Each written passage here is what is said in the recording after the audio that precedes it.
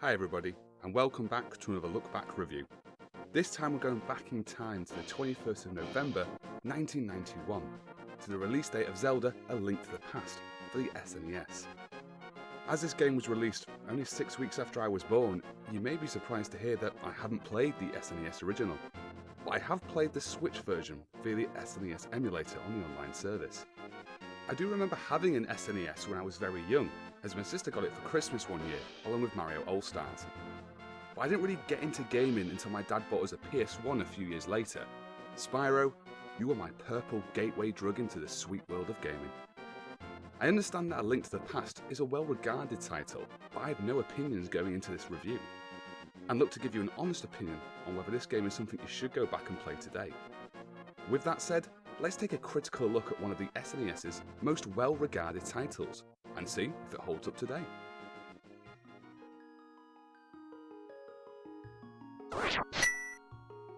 Zelda A Link to the Past started development in 1988, but was originally planned to be released on the Nintendo Entertainment System. Due to the success of the original Legend of Zelda and Zelda 2, it seemed like the smart decision to capitalise on the property's popularity. Nintendo had a large budget and could really take their time with development this time around. Because of this, it was decided to keep the game back an extra year or so, and to release it for the new upcoming console, the SNES, or the Super Nintendo Entertainment System, which was due to be released at the end of November 1990. Due to the bigger processor in the new console and some clever programming from the development team, mainly, and I do apologise if I get this wrong, Kensuke Tanabe, they would be able to create a large world for the player to explore, as well as the ability to switch between a dark realm and a light realm, a mirrored version of the same overworld. This was a testament to some clever programming by the team at Nintendo to fit all of this on just a 1MB cartridge. Although a 1MB cartridge sounds minuscule nowadays, this was twice the size of the cartridges used at the time, as most games on the SNES would ship on just a 512KB cartridge instead. The game set out to expand on the previous installments and create a fully open world for the player to explore. This involved open world exploration with an almost Metroidvania way of progression by gating off parts of the map until you retrieved certain items to progress through its various dungeons. This came out to rave reviews and has been echoed by most reviewers and other YouTube creators throughout the years. I hope my review will give you a much more modern look at the title, but it's important to know that historically it did do a lot to shape the world of gaming and where it is today, and even back in 1991 it was a triumph of game design.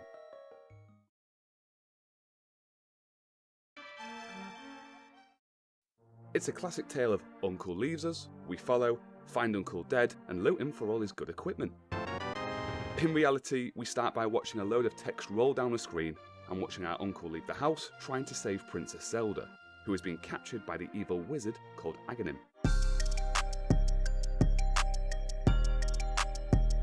Our uncle doesn't make it all too far into the castle before kicking the bucket, passing along his sword, shield and immense responsibility onto his, 12-year-old nephew? We find the princess locked in the dungeon, rescue her through the sewers and meet up with the castle sage, who like everybody else in this world, isn't doing all that much to help us either. He tells us that the blood of the Royal Knights flows through us, and we need to find 3 medallions in order to retrieve the Master Sword, the only item that can be used to defeat the evil wizard. This all seems to ramp up very quickly as we go from boy asleep in bed to last saver of the world all in around 5 minutes. But you know, video games. So we set out to retrieve the 3 medallions by completing 3 dungeons and claim the Master Sword from the Lost Woods, only to find out that Zelda has been captured again and we need to go back to the castle to rescue her. Sage, my man, you had one job!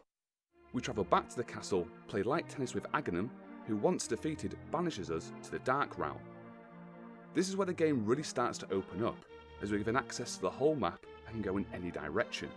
The first 3 dungeons we completed were like a basic guide as to what to do, but now the game throws us right in at the deep end and we're really fully set loose.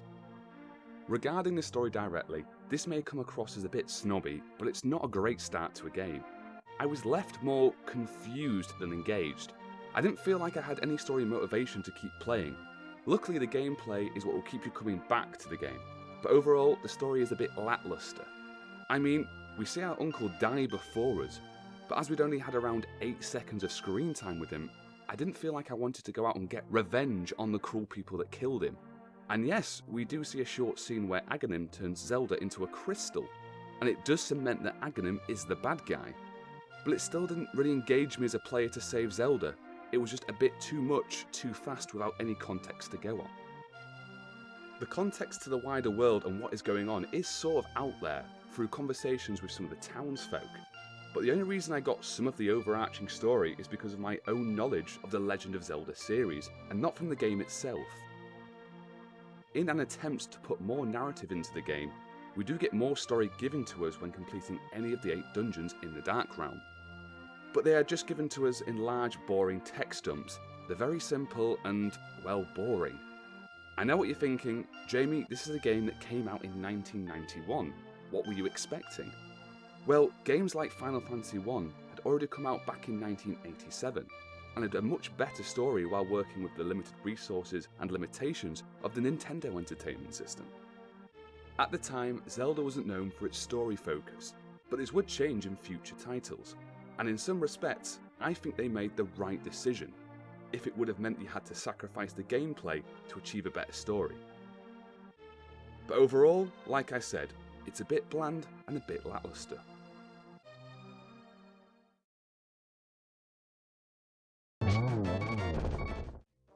A Link to the Past is a top-down 2D adventure game that sees us use a multitude of items and weapons to solve puzzles, traversing in and out of dungeons. The core idea here is to travel through the open world, solve dungeons to acquire more weapons and items, defeat the dungeon's boss, and move on to the next one. As you went back into the open world, you would then have access to more secrets and more ways to progress, due to the items and weapons you just found in the previous dungeon. Something that I thought was really impressive was just how many opportunities and uses each item gets throughout the game. I found that most items you pick up are still proving useful and usable right up until the last boss fight. A lot of games can find you only using a few more powerful items as the story goes on, leaving early equipment to gather dust in your inventory. But this game makes a huge effort to make sure nothing gets left behind or made redundant. Every item has its positives and negatives, and although some items like the boomerang, one of the first items you get in the game, does lose some of its attacking edge as the game progresses, it was still useful to stun enemies or solve puzzles even in the last dungeon. Speaking of useful items, as you progress, a lot of these can be used to find secrets and hidden items both in the dungeons and in the open world.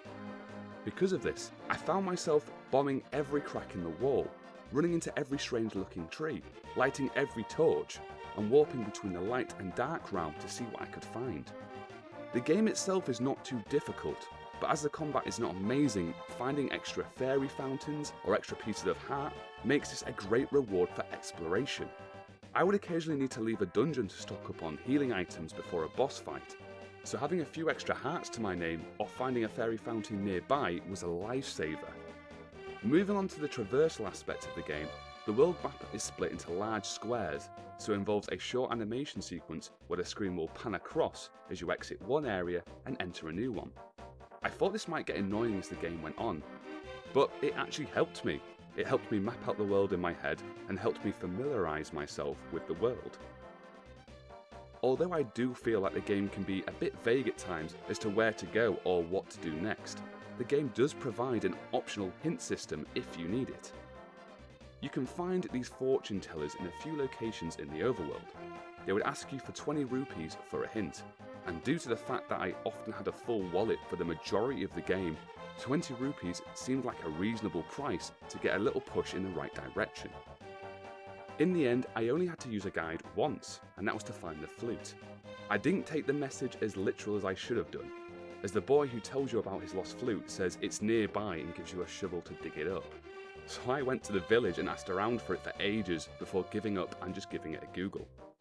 Note to you all, this thing is massively helpful as you can use it to fast travel, and it is required to enter the 6th dungeon in the Dark Realm. You can get this pretty early on, so I'd recommend you grab it as soon as you can so you can get the most use out of it. I did struggle a few times as to where to go next, but one time in particular sticks in my mind. I remember playing it before work one morning and really struggling to get into the 5th dungeon. I was using the mirror to move between realms and not getting any closer to getting inside. I then tried lifting up this boulder, something I'd passed by a load of times before, but had just recently unlocked the ability to lift it up. I actually said "aha" out loud to myself when I saw the warp pad underneath. Thank God nobody else was in the room, because I must have looked like a right nutter. Those kinds of light switch moments are what A Link to the Past is all about. In the open world, you'll see a lot of objects that you can't interact with right away. Remembering where they are and returning to them with a new item that can overcome the obstacle results in me feeling like I've been rewarded for my own knowledge of the game's map and the understanding of what each item can do. It's also a great piece of game design that encourages me to pay attention to my surroundings, as it'll often result in me being rewarded with an optional item. Sometimes you're rewarded with a piece of heart, sometimes it's some rupees. The fact that you aren't always sure in what you'll get is what kept me excited and kept me constantly on the lookout for more. Moving on to the dungeons, a lot of puzzles relied on you knowing what your weapons and items were capable of to solve them. And the game isn't going to spell out the solution for you. If you got stuck, well, just experiment until you figure it out. They can be a bit of a head scratcher at times, but as long as you use the dungeon map and search every room fully to make sure you're not missing something, there shouldn't be anything that will stop you dead in your tracks. You may end up doing a few laps of the dungeons before the solution hits you, as I did, but it was never impossible to figure out. I'm sure that you can tackle some of the dungeons out of order as well, although I tackled them straight through, 1 all the way to 8. So I never needed another item from another dungeon before I could complete the one I was in. However, I know it's possible to mix a few around, and on a second playthrough, it's something I'd love to do. It's not a massive amount of freedom, but it's a little something to help keep repeat playthroughs feeling fresh. To be honest, the potential for optimization is massive, as when I think back to how much time I just spent walking in the wrong direction or struggling with some of the dungeons, I could easily half my 25-hour playtime, and that alone is a good reason to go back and play through it again. Now, I have just thrown a whole lot of praise onto the game so far, but that's not to say the gameplay is without its faults. I've already described a few niggling issues I have with the progression not being very clear at times, but where my main issue lies is with the combat. Attacking with your sword will be the majority of damage you deal out, and it consists of a short-range sword swipe straight in front of you. Your toolset will also help you with ways to either stun or deal long-range damage to enemies with items like the bow, hookshot, and boomerang to name a few. All of this sounds pretty standard so far, and although for most enemies this allows you to think your way through most of the encounters and feel rewarded for your knowledge of the foes you are coming up against, sometimes due to your positioning you would get hit and end up on top or underneath the enemy. As a lot of the enemies have similar movement speeds to Link, it made it really frickin' hard to move Link out from under them, turn around and attack them, without just getting stuck under them again and taking more damage. They are also enemies that would make me bounce around if I hit them with my sword or they hit me. They would be placed in rooms with bottomless pits, so if you were knocked off the platform, you'd be sent back to the start of the room and you'd lose 1 heart container for your efforts. In these situations, I do understand the message the game designers were trying to get across. Rush in and you will be punished, but this isn't the particular situation that I had an issue with. In one of the dungeons, you'll come across a big worm boss. All you need to do is hit him in the tail a few times to defeat him, and that's it. Sounds easy, right? Well, if he hits you, he would knock you around 2 to 3 tiles in the opposite direction, and due to the small amount of room you had to fight him on, this often resulted in me getting knocked across the platform and falling through the floor. And on this occasion, rather than just being sent to the start of the room with a little less health, this time you would fall down 2 floors, meaning you had to go back up another 2 floors again, with enemies in the way, just to start the fight over again. And yes, the boss would be back at full health. In the end, I just created a quick save just outside the boss room, so I could quickly go right back into the fight rather than walking all the way back up. I wouldn't recommend doing this right away, as sometimes you may find out that being defeated, or in my case falling through the floor, can result in you finding secrets, like this room full of fairies if you fall down this particular tile. And in retrospect, dying to any boss and just being forced to go through the dungeon again was a good little exercise. I would be forced to get good at the controls to progress through the dungeon and get back to that boss fight as fast as possible. It was frustrating in the moment, but I do understand what the game designers were going for. However, that big worm boss is just ridiculously unfair. I tried to find any sort of pattern to his movements to make sure I wasn't just being stupid, but as far as I could tell, his movements were always random. To save my own sanity, that's why I created that quick save. Not only did it help me beat the boss, but it also stopped me throwing my Switch across the room and into a brick wall. Thanks, Nintendo. Regarding your controls, if you don't have a good D-pad to use, it may feel a little weird to control at first. I used my Switch Pro controller and started with the thumbsticks, before moving on to the D-pad, as it felt more responsive to my directional movement. I found myself strafing a lot with the thumbsticks, so rather than turning to the left and firing an arrow to the left, I would just sort of drift left while shooting the arrow in the same direction I was previously facing. You can set any of your weapons and items to be assigned to the Y button, but your sword is always mapped to the B button.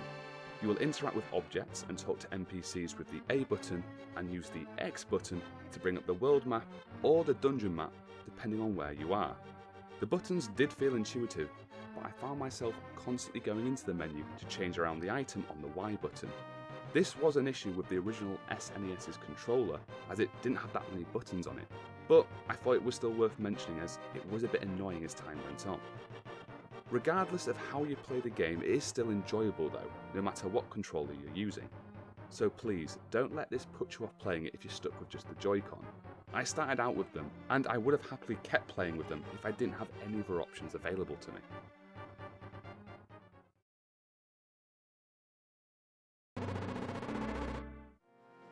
For a game that came out in 1991, it looks great.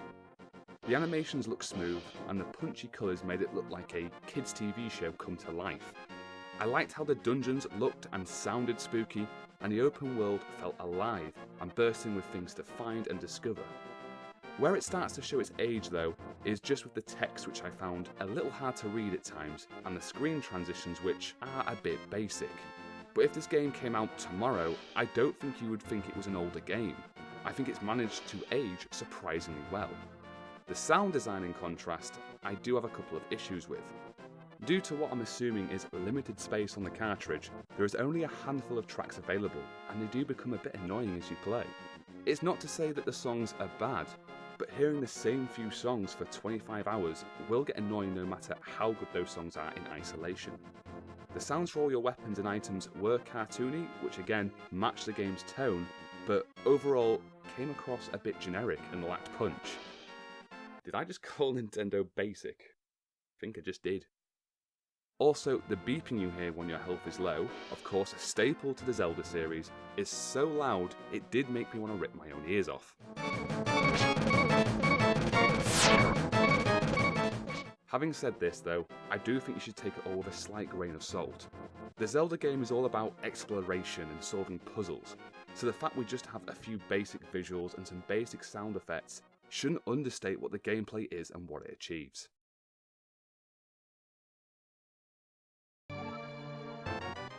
Link looks good, considering the hardware at the time, as do the rest of the main cast, but I do think they maybe look a bit squished. I've never been a massive fan of 2D sprites in games, just as I mostly grew up with early 3D models. So my opinion is more of one of preference than a critique. And I did appreciate the graphical style a lot more after playing it, so I think that should be counted as a plus. We do get quite the enemy selection, and the fact that most of them can be affected differently by different weapons is a fantastic bit of game design, which rewards the player for experimentation. Some enemies, like the mummies, can be instantly one-hit KO'd by a fire rod, and other enemies can only be hurt with weapons like the bow or the hook shot. So you're going to want to experiment and play around to find the best strategies to get rid of them efficiently.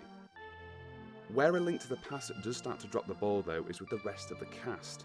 They're nothing more than pretty looking signposts that give you narrative and exposition, and to be honest, that's already giving them a bit too much credit. I don't feel like the rest of the cast go anywhere or do anything interesting. They're just there to tell you some plot points before vanishing into thin air. And except for the boy that gives you the flute, it would have been good if you could have provided them with a weapon or an item to give you, rather than finding it in the dungeon first. For example, when you save the maidens from a dungeon, they could have had some backstory, like how they were from the land of X, that is famous for Y. Please take this magic hammer, so you can go build a new Hyrule. Don't get me wrong, I don't think this would have solved the issue with the story, but it puts a spin on what already needs to happen, and gives the developer a chance to give some meaningful backstory and context to the people you're looking to save, while keeping it an organic interaction. The writers could have been a lot more creative, trying to think of villages or towns that use the boomerang, the bombs or the hookshot as part of their culture and tradition, and then wrote this into the story, giving us all some cool context and lore about the world. When the maidens then handed this over to you, it would have given you some motivation, as you're not just saving the people you can find on your map, but you're helping to save the world and all its people, giving it some extra diversity with minimal effort. Of course, I'm not a game designer, so what I'm suggesting just might not have been feasible at the time, but I do think it could have helped to solve the few small issues I have with the game overall. To go back to the main cast, the story itself only consists of saving a princess and then defeating Ganon. There's not much in the way of progression for any character. Zelda still needs saving, Aghanim and Ganon are still bad people right from the start through to the end of the game. Nobody's motivations change, and we don't learn anything new that makes us feel different about any of them. It's a shame, but in the most basic premise, yes, it does get the job done, and it leaves the player's focus on the more fleshed out parts of the game.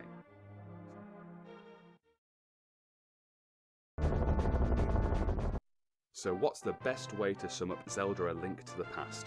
Forward-thinking, clever, thought-provoking, with reward-filled exploration. The downsides of some slightly frustrating enemies and a basic story and side cast are easily outweighed by the clever dungeon design and excitement of experimentation and exploration. But if you already have a Switch and haven't played Zelda Breath of the Wild yet, and here's my hot take for this episode, play Breath of the Wild instead, or at least first. The only thing I think that A Link to the Past does better than Breath of the Wild is in its dungeons, as they require a lot more in-depth thinking and multiple items to get through.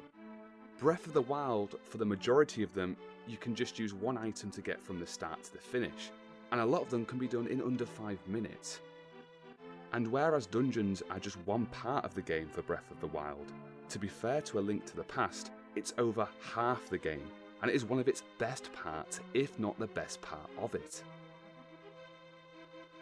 A Link to the Past must have been a revolutionary game at the time, and after completing it, I immediately thought of ways that I could make shortcuts for myself and get through the game faster the next time through. I know if I went to play through it again, I could easily half my playtime, and due to the freedom to mix up which dungeon I tackled next, that is something I'm looking forward to doing in the future. But most importantly, the thing that would make me want to come back and play this game again is that solid gameplay. That's still amazing almost 3 decades after it was released. If you're a player that likes a puzzle game or an exploration game, then this is the game that you should play, and I guarantee it won't disappoint. Thank you everyone for watching this, and if you do like what I do, please subscribe as it does mean the world to me. Also, if you want to discuss anything, you agree or disagree with anything I've said, be sure to pop it down in the comments below. I will make sure to respond to every comment I get. So again, thank you for watching, I hope you have a great day, and I will see you in the next one.